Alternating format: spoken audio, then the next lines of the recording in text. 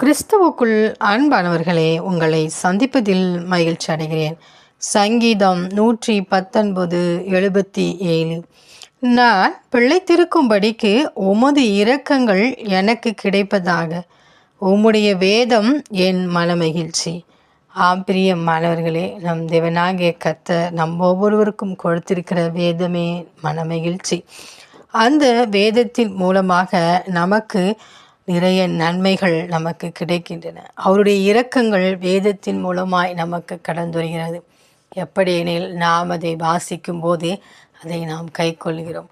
கை கொள்ள நாம் முயற்சிக்கும் போது தேவனாகிய கர்த்தர் பலன் கொடுத்து கை கொள்ள உதவி செய்கிறார்.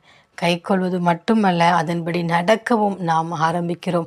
அப்படி ஒவ்வொரு காரியத்திலும் வேதத்தின் அடிப்படையிலே நாம் நம்மை கர்த்தருக்கு முன்பாக தாழ்த்தி கீழ்ப்படிந்து அவருக்கு முன்பாக காணப்படும் போது அவர் நம்மை உயர்த்துகிறார். அவர் நமக்கு மன மகிழ்ச்சியையும் சமாதானத்தையும் சந்தோஷத்தையும் கொடுக்கிறார்.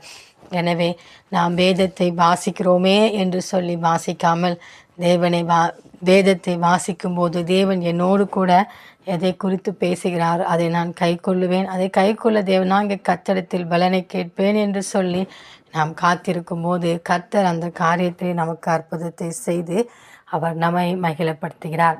அந்த தேவனின் அன்பு கரங்களை நாம் பற்றி கொண்டு அவரோடு கூட வாழ்வோம். ஆமேன்.